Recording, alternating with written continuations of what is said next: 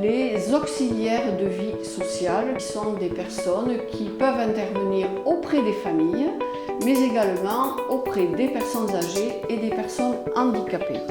Alors, l'AID 64 a une intervention totalement exclusive au domicile. Il s'agit toujours d'intervenir dans un cas de difficulté. Donc, depuis la naissance, en passant par la maladie, le handicap, la perte d'autonomie,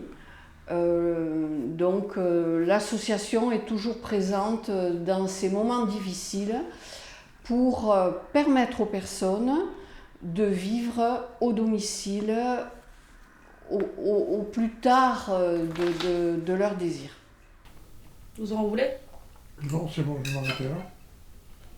Vous mangez les aubergines? Les aubergines, je vais m'arrêter là aussi. Et la tomate? Non, je vais prendre une fourchette de plus. Ah oui. Voilà.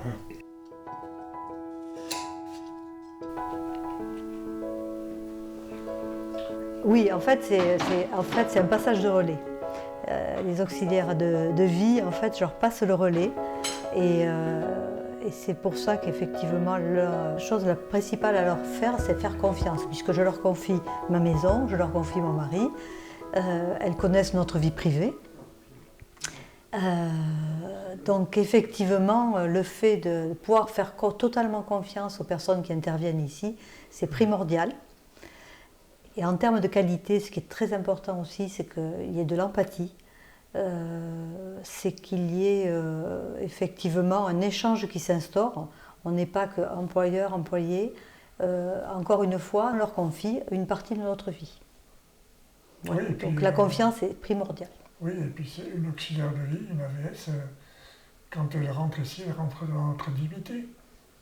Donc c'est important d'avoir des AVS avec une équipe qui reste, enfin une équipe qui soit la même, entre guillemets, qui est, après il y a des roulements, c'est normal, parce que bon, il y a des congés, ceci, cela, mais c'est à partir du moment où elles rentrent dans notre intimité, on leur fait confiance, voilà, et puis elles le savent.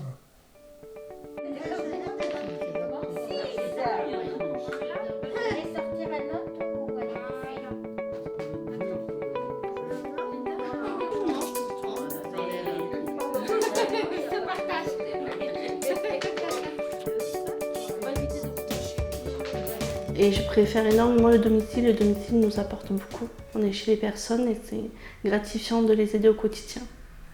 Au quotidien, on est amené à faire beaucoup de choses.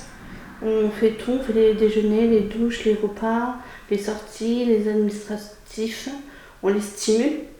On les stimule à la sortie, on les stimule moralement. Et puis on les aide à continuer à garder leur acquis aussi, ça c'est très important. Personnes en perte d'autonomie. On travaille l'autonomie. Beaucoup, oui. La sortie de l'isolement aussi. On peut avoir des personnes en situation d'isolement. On essaie de travailler pour les amener à l'extérieur. Alors c'est une étape à faire petit à petit. Hein. Parfois on va juste devant chez eux, puis petit à petit on arrive à les amener faire quelque chose. Pas longtemps, où il n'y a pas beaucoup de monde, mais ça arrive qu'on arrive à les emmener plus loin aussi. C'est ça qu'il y a de beau dans ce métier, c'est qu'on est là avec eux, on leur apporte beaucoup. Ils nous apportent beaucoup aussi parce qu'on apprend beaucoup de choses avec eux. Et on est leur soutien en fait, on est un peu comme, si je peux dire, leur béquille dans le sens où on leur apporte au quotidien des choses.